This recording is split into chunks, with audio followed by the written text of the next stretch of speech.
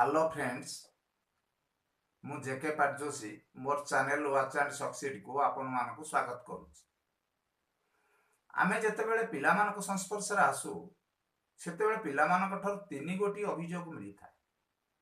किछि पिला अभियोग करंती से माने विषय वस्तु को बुझी पारना, आउ किछि पिला जो माने विषय वस्तु को किछि किछि बुझंती तांकर अभियोग हला से माने पढ़ुछंती किंतु विषय वस्तुटी तांकर मने रहुना।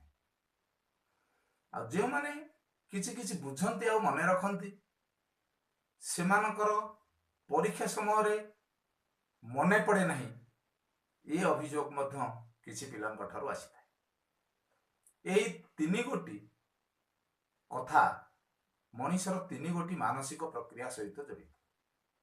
प्रथमटी होउची अंडरस्टैंडिंग, बुझिबा। द्वितीयटी होउची मेमोराइज्ड करिबा, मने रखिबा। तृतीयटी होउची रिकॉल करिबा, मने पकेइबा। आसंतु आज आम ये तीन गोटी समस्या समाधान बाट खोजिबा। आपण माने जदि मोर चैनल टी सब्सक्राइब करि नाहंती, सब्सक्राइब करि नियंतु, बेल आइकन को ऑन करंतु, जहा फल रे मोर वीडियो अपलोड होबा मात्रे आपण को पाखरे पहुंची पारिबो। एवं वीडियोटी देखि सारला पर जदि आपण मानकर पसंद होउची ताले वीडियोटी की लाइक करंतु, आपणकर मूल्यवान मतामत दियंतु, जहा फल रे परवर्ती वीडियोटी उन्नत मानर होई परिबो। आमे समस्त जानिचे जे पाठ पढ़िले ज्ञान लाभ हुए, किंतु कथाटी से भली नुहे। कारण जदि पाठ पढ़िले ज्ञान लाभ हेउथांता ताहले पृथ्वीर समस्त लोक माने ज्ञानी होइथांते, किंतु एपरि हुए नहीं। कहीं एपरि न होबार गोटे कारण होउची केवल पाठ पढ़िले ज्ञान लाभ हुए नहीं, बुद्धि कटेई पाठ को बुझिले जाई ज्ञान लाभ। मनीष सभ्यतार 5000 वर्ष मध्यरे मनीष जेतिकी ज्ञानर अधिकारी होई नथिला, प्रथम विश्व युद्ध ठारू 50 वर्ष मध्यरे मनीष आउ सेतिकी ज्ञानर अधिकारी होई परिछि। एवं पुनर्बार ये समस्त ज्ञान द्विगुणित हवा पाई आउ 50 वर्ष मध्य लागी न पारे।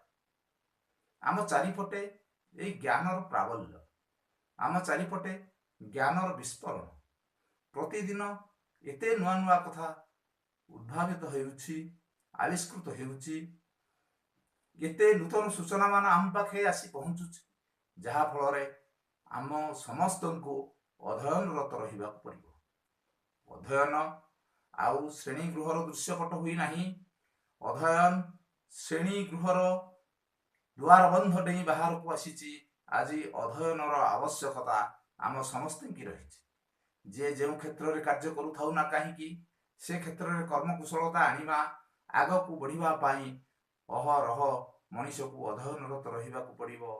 अहरह आवश्यक सूचना गुड़िक संग्रह करने पड़िबो। एई परिप्रेक्षी रे अध्ययन आज एक श्रेणी गृहर दृश्यपट न होई आमर दैनंदिन जीवन एक अंशविशेष हो जाए।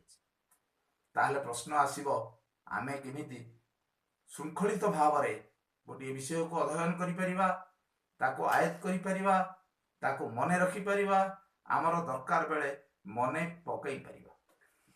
आमे जेतेबेले कोनोसी विषय अध्ययन करूचे सेतेबेले एका थरके आमे 25 रु 30 मिनिट पर्यंत पढ़िबा एवं तापरे मझिरे किछि समय विश्राम दबा। पाठ भिन्न अन्य काम रे पुणी अल्प समय विनियोग करिबा, तापरे पुणी पाठ पढ़िबा। तार कारण हेउची मनोवैज्ञानिक गवेषणा जना पड़िछि जे मनीषर मन सर्वाधिक 25 रु 30 मिनिट पर्यंत गोटे विषय रे एकाग्र रही थाए एवं तार परवर्ती अवस्था रे मनीषर मन विक्षिप्त हो जाए, डिफ्यूज हो जाए। यही एकाग्रता भाव रे रहिबा, एकाग्र भाव रे रहिबा एवं डिफ्यूज होबा ये मानसिक संरचना मनीषर आजिर नुह, यार चेर विवर्तन लक्ष लक्ष वर्ष तले रही। मनीष जेतेबेले गछरु ओल्ही भूई के आसिला, दुई गोड़ रे चलिला, तार दुईटी मुक्त बाहु मिलिला, ସେତେବେଳେ ସେ ଶିକାର କରି ବଞ୍ଚିବାକୁ ଚେଷ୍ଟା କଲା ଏବଂ ଏହି ଶିକାର ସମୟରେ ଶିକାର ପ୍ରତି ଏକାଗ୍ର ରହିବା ଯେତିକି ଆବଶ୍ୟକତା ଥିଲା, ହିଂସ୍ର ଜନ୍ତୁମାନଙ୍କର ଶିକାର ହେଇଯିବାର ଭୟରୁ ରକ୍ଷା ପାଇବା ମଧ୍ୟ ସେତିକି ଆବଶ୍ୟକତା ଥିଲା। ଫଳରେ ତାହାକୁ ଶିକାର ଉପରେ କିଛି ସମୟ ଏକାଗ୍ର ରହିବାକୁ ପଡୁଥିବା ବେଳେ ପୁଣି କିଛି ସମୟ ପାଇଁ ତା ଚାରିପଟେ ଘଟଣାମାନଙ୍କ ଉପରେ ଦୃଷ୍ଟି ନିବଦ୍ଧ କରିବା ଏକାନ୍ତ ଆବଶ୍ୟକ ହୋଇଥିଲା।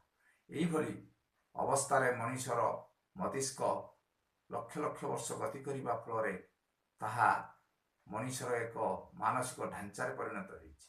ଏହି ମନୋବୈଜ୍ଞାନିକ ଗବେଷଣାରୁ ଆମେ ଶିକ୍ଷା ଲାଭ କରୁଛେ ଯେ ଯଦି କୌଣସି ଗୋଟିଏ ବିଷୟ ଆମେ ଏକକାଳୀନ ନ ପଢ଼ି ଯଦି 25-30 ମିନିଟ୍ ଲେଖାଏଁ କରି ଛୋଟ ଛୋଟ ପାଠ କରି ପଢ଼ିବା ତାହେଲେ ନିଶ୍ଚିତ ଭାବରେ ଆମେ ଅଧିକ ଲାଭବାନ ହେବା। ପଢ଼ିବାକୁ ଯିବା ସମୟରେ ଆମେ ଏକ ପଢ଼ିବାର ମାନସିକତା ନେଇଯିବା, ଏକ ପୂର୍ବ ପ୍ରସ୍ତୁତି ନେଇଯିବା ଏବଂ ଆମେ ଯେତେବେଳେ ଗୋଟିଏ ବିଷୟକୁ ଅଧ୍ୟୟନ କରିବାକୁ ଯାଉଛେ ସେତେବେଳେ ଆମେ ପେନସିଲ କିମ୍ବା ହାଇଲାଇଟ ମାର୍କର ଭଳି ଜିନିଷକୁ ବ୍ୟବହାର କରିବା। ପଢ଼ିବା ସମୟରେ ଆମେ ଦେଖିବା ଯେ ଗୋଟିଏ ବିଷୟଟି ଯେଉଁ 20-25ଟି ମୂଳ ଧାରଣା ମୂଳ ବିନ୍ଦୁ ଉପରେ ଲେଖାଯାଇଛି ସେଗୁଡ଼ିକୁ ଆମେ ପଢ଼ିଲା ବେଳେ ଚିହ୍ନଟ କରିବା, ଅଣ୍ଡରଲାଇନ୍ କରିବା କିମ୍ବା ହାଇଲାଇଟ୍ କରିବା। ସମଗ୍ର ବିଷୟଟି ପଢ଼ି ସାରିଲା ପରେ ଆମେ ପୁଣି ଥରେ ତାକୁ ବହିକୁ ବନ୍ଦ କରି ମନନ କରିବା। ଆମେ ଲିଷ୍ଟ ଆଉଟ୍ କରିଥିବା ଅଣ୍ଡରଲାଇନ୍ କରିଥିବା ପଏଣ୍ଟ ଗୁଡ଼ିକ ମଧ୍ୟରୁ ଆମେ କେତୋଟି ପଏଣ୍ଟକୁ ମନେ ପକାଇ ପାରୁଛେ ଆଉ କେତୋଟିକୁ ମନେ ପକାଇ ପାରୁନେ। ଯେଉଁ ପଏଣ୍ଟ ଗୁଡ଼ିକୁ ମନେ ପକାଇ ପାରୁନାହେଁ ସେଗୁଡ଼ିକ ପୁଣି ଆଉ ଥରେ ଦେଖିବାକୁ ପଡ଼ିବ ଏବଂ ସମଗ୍ର ମୁଖ୍ୟ ଘଟଣା ଗୁଡ଼ିକୁ ମୁଖ୍ୟ ବିନ୍ଦୁ ଗୁଡ଼ିକୁ ଆମକୁ ମନେ ରଖିବାକୁ ପଡ଼ିବ। ଏହି ମୁଖ୍ୟ ବିନ୍ଦୁ ଗୁଡ଼ିକୁ ମନେ ରଖି ସାରିଲା ପରେ ଆମେ ଏଇ ଯେଉଁ ମୁଖ୍ୟ କଥା ପ୍ରମୁଖ ଧାରଣା ସେଇ ପ୍ରମୁଖ ଧାରଣା ଗୁଡ଼ିକ ମଧ୍ୟରେ କି ପ୍ରକାର ସମ୍ପର୍କ ରହିଛି ତାକୁ ଆମକୁ ଖୋଜିବାକୁ ପଡ଼ିବ ଏବଂ ସେଇ ଘଟଣା ଗୁଡ଼ିକ କିପରି ପାରସ୍ପରିକ ସମ୍ପର୍କରେ ସଜେଇ ହୋଇ ରହିଛନ୍ତି, ତାଙ୍କ ଭିତରେ କି ପ୍ରକାରର ପ୍ୟାଟର୍ନ ଢାଞ୍ଚା ରହିଛି ତାକୁ ଆମକୁ ଖୋଜି ବାହାର କରିବାକୁ ପଡ଼ିବ। ଆମେ ଯଦି ଏତିକି କାର୍ଯ୍ୟ କରିପାରିଲେ ତାହେଲେ ବୁଝିବାକୁ ହେବ ଯେ ବିଷୟଟି ଆମର ଗୋଟିଏ ମୋଟାମୋଟି ଦଖଲକୁ ଚାଲି ଆସିଛି। ପ୍ରଥମ ପର୍ଯ୍ୟାୟ ଅଧ୍ୟୟନରେ ଆମେ ବିଷୟଟିକୁ ଗୋଟିଏ ସିଂହାବଲୋକନରେ ଦେଖିବା। ଆଗ ମୁଖ୍ୟ ଜିନିଷ ଗୁଡ଼ିକୁ ଆୟତ୍ତକୁ ଆଣିବା ଏବଂ ବିଷୟର ସଂରଚନା ବିଷୟରେ ଧାରଣା ନେବା। ପରବର୍ତ୍ତୀ ଅଧ୍ୟୟନରେ ଆମେ ବିଷୟ ସହ ସମ୍ପୃକ୍ତ ଅନ୍ୟାନ୍ୟ ଛୋଟ ଛୋଟ ସୂଚନା ଗୁଡ଼ିକୁ ଯେଉଁଗୁଡ଼ିକ ଆମେ ପ୍ରଥମ ଥର ପଢ଼ିଲା ବେଳେ ଗୁରୁତ୍ୱ ଦେଇନଥିଲେ ସେଗୁଡ଼ିକୁ ପୁନର୍ବାର ମନେ ରଖିବା। ଏଇଭଳି ବାରମ୍ବାର କରିବା ଫଳରେ ସମଗ୍ର ବିଷୟ ଉପରେ ଆମର ଏକ ଦଖଲ ଆସିବ ଏବଂ ବିଷୟଟି ଆମେ ସଠିକ ଭାବରେ ବୁଝିପାରିବା ଏବଂ ଆମର ମେମୋରି ମଧ୍ୟ ଦୀର୍ଘସ୍ଥାୟୀ ହେବ। ଏତଦ୍ ବ୍ୟତୀତ ଆମେ ଥରେ ବିଷୟଟିକି ଭଲ ଭାବରେ ବୁଝି ଯାଇଛେ ଏବଂ ସମସ୍ତ ଗୁରୁତ୍ୱପୂର୍ଣ୍ଣ ତଥ୍ୟ ଗୁଡ଼ିକ ଆମର ମନେ ଅଛି, ଏ କଥାରେ ଆମେ ନିଶ୍ଚିତ ହେବା ପରେ ଆମେ ପୁଣି ନିଜକୁ ନିଜେ ବିଷୟଟି ବୁଝେଇବାକୁ ପଡ଼ିବ। ଯଦି ଗୋଟିଏ ଜଟିଳ ବିଷୟଟିକୁ ଆମେ ସଂକ୍ଷିପ୍ତ ଭାବରେ ପ୍ରକାଶ କରିପାରୁଛେ, ଆମ ଦୈନନ୍ଦିନ ଜୀବନର ଉଦାହରଣ ସହିତ ତାକୁ ସଂଯୁକ୍ତ କରିପାରୁଛେ, ତାହେଲେ ବୁଝିବାକୁ ହେବ ଯେ ସେ ବିଷୟରେ ଆମର ଜ୍ଞାନ ସମ୍ପୂର୍ଣ୍ଣ ହୋଇଛି। ଆମେ ନିଜକୁ ଯଦି ବୁଝେଇବା ଗୋଟେ ଛୋଟ ପିଲା ଭୂମିକାରେ ରହି ଗୋଟେ ଛୋଟ ପିଲାକୁ ବୁଝେଇବାର ଭୂମିକାରେ ରହି ଆମେ ଯଦି ନିଜକୁ ନିଜେ ସେ ବିଷୟଟିକୁ ପୁନର୍ବାର ବୁଝେଇବା ତାହେଲେ ସେ ବିଷୟରେ ଥିବା ତ୍ରୁଟି ଗୁଡ଼ିକ ମନକୁ ମନ ଆମ ଦୃଷ୍ଟିକି ଆସିଯିବ ଏବଂ ସେଗୁଡ଼ିକ ଆମେ ଅଧ୍ୟୟନ ସମୟରେ ପୁନର୍ବାର ରେକ୍ଟିଫାଇ କରିପାରିବା। ଥରେ ପଢ଼ିଦେଲେ ଯେ ତାହା ସବୁଦିନ ପାଇଁ ମନେ ରହିବ ଏମିତି କଥା ନୁହେଁ। ଆମେ ଯଦି ଅତି ଗଭୀର ଭାବରେ ପଢ଼ିବା, ତା ବିଷୟରେ ଚିନ୍ତା କରିବା, ବୁଦ୍ଧି ଖଟେଇ ତାକୁ ବୁଝିବା, ତାହେଲେ ହୁଏତ ଗୋଟିଏ ଢାଞ୍ଚା ଆମ ମନରେ ବହୁଦିନ ପର୍ଯ୍ୟନ୍ତ ରହିପାରେ। କିନ୍ତୁ ସବୁଗୁଡ଼ିକ ଜିନିଷ ବହୁଦିନ ପର୍ଯ୍ୟନ୍ତ ରହିପାରିବ ନାହିଁ, କାରଣ ମନୋବୈଜ୍ଞାନିକ ଗବେଷଣାରୁ ଜଣାପଡ଼ିଛି ଯେ ପ୍ରତି 24 ଘଣ୍ଟା ଭିତରେ ଆମେ ମନେ ରଖିଥିବା କଥାର ଅଧା ଆମେ ଭୁଲି ଯାଇଥାଉ। ତେଣୁ ଆମକୁ ମଝିରେ ମଝିରେ ବାରମ୍ବାର ତାକୁ ପ୍ରାକ୍ଟିସ୍ କରିବାକୁ ପଡ଼ିବ, ତାହେଲେ ଯାଇ ତାହା ଗୋଟିଏ ପରମାନେଣ୍ଟ ମେମୋରିରେ ପରିଣତ ହେବ। ଏହି ପ୍ରାକ୍ଟିସ୍ କରିବା ପାଇଁ କି ଆମେ ବିଷୟଟି ପଢ଼ୁଥିବା ସମୟରେ ତାର ପ୍ରମୁଖ କଥା ଗୁଡ଼ିକ, ପ୍ରମୁଖ ଧାରଣା ଗୁଡ଼ିକ, ପ୍ରମୁଖ ସୂଚନା ଗୁଡ଼ିକ, जदि आम गोटे नोट प्रस्तुत करके रखिबा ताहले परवर्ती समय रिवाइज कला बेले आमको ताहा बहुत सहायक हेबो एवं एभली पढ़िबा द्वारा आमर पढ़िबार दक्षतार वृद्धि घटिबो विषय को आम सठिक रे बुझी परिबा दीर्घ दिन मन रखि परिबा परीक्षा रे प्रश्न सठिक उत्तर दे परिबा।